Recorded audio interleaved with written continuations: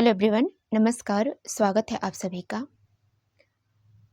हम अंधकार से प्रकाश की ओर कैसे अग्रसर हों, ये जानना बहुत ज़रूरी है। हर किसी के जीवन में सुख दुख लगा रहता है। अगर सुख ही सुख हो तो दुख का अनुभूति नहीं होगा, और अगर दुख ही दुख हो तो सुख की अनुभूति नहीं होगी। इसलिए दोनों का होना बहुत ज़रूरी है। जिस तरह से दिन और रात का होना ज़रूरी है, सत्य और असत्य का होना ज़रूरी है, ठीक उसी प्रकार से अंधकार और प्रकाश का होना भी ज़रूरी है। क्योंकि अगर हम अंधकार में जब नहीं होंगे तो हमें प्रकाश का ज्ञान नहीं होगा। मानकर चलिए, अगर हमें दुख नहीं होगा तो हमें खुशी का अनुभव कैसे होगा। इसलिए दोनों ही चीज़ हमारे ज़िंदगी में बहुत बड़ा रोल अदा करती है। हम किसी एक पहलू को नहीं देख सकते।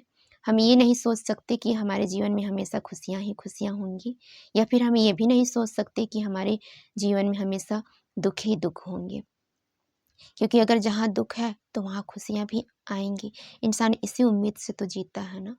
तो इसलिए जब भी आपको लगे कि मैं बहुत बुरी सिचुएशन से गुजर रहा हूँ, तो उस टाइम पे आप ये सोचिए कि ये पल जो आया है मेरे लिए कुछ नया लेकर आएगा, और हो सकता है मेरे जीवन में एक नई खुशियाँ और एक नई उम्मीद लेकर आए।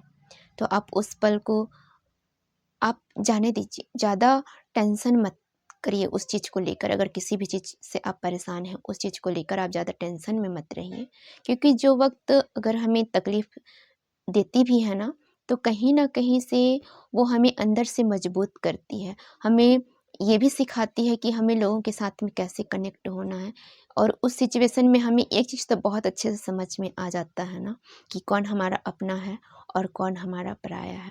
मतलब अगर हम बहुत ज़्यादा परेशान हो रहे होते हैं, उस टाइम पे हमारा जो सहयोगी बनते हैं, चाहे वो आपके फैमिली मेंबर हो सकते हैं, आपके फ्रेंड सर्कल में से कोई भी हो सकता है, या फिर कोई भी अननोन पर्सन हो सकता है, जो आपके लाइफ में आपको मोटिव करता हो, जिनसे आप बात करके आपको लगता हो कि हाँ, मेरा जो भी चीज़ें हैं, मैं आधा बात करके शेयर करके मुझे अच्छा फ़ील होता है।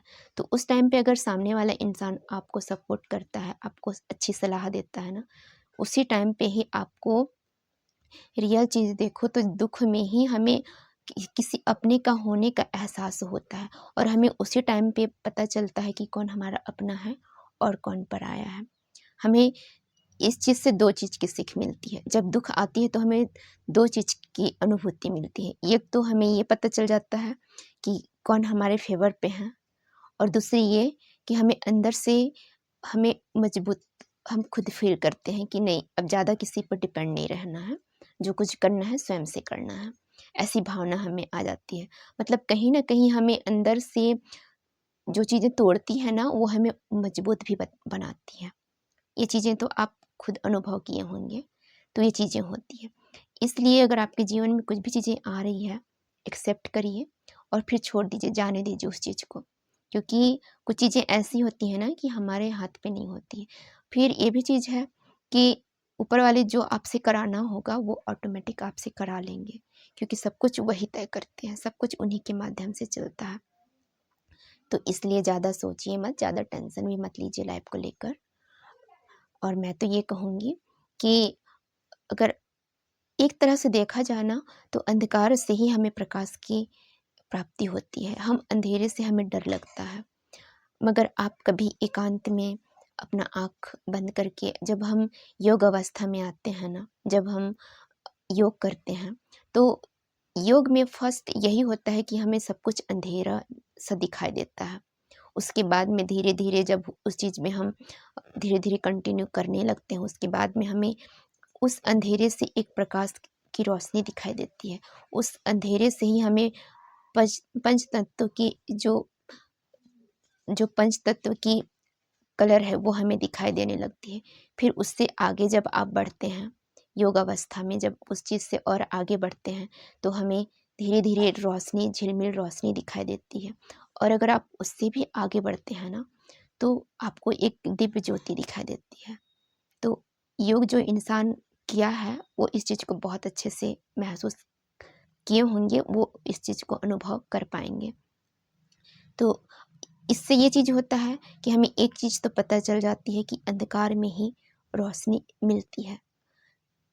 तो आप अंधकार से डरिए मत, क्योंकि अगर आपके जीवन में अभी जो जैसा भी सिचुएशन है, उस चीज़ को आप हैंडल करिए, धीरे-धीरे आगे बढ़िए, आपके लाइफ में आगे बहुत अच्छा कुछ होने वाला है। आप ये चीज़ को रखिए। और मैं तो ये चीज़ मैं बोलूँगी कि योग ध्यान आप ज़रूर करिए। इससे 2 चीज़ होंगी, या फर्स्ट चीज़ आपका माइंड बिल्कुल फ्रेश रहेगा, आपको सुबह से ऐसा लगेगा कि मेरा आज का दिन बहुत हैप्पी जाने वाला है।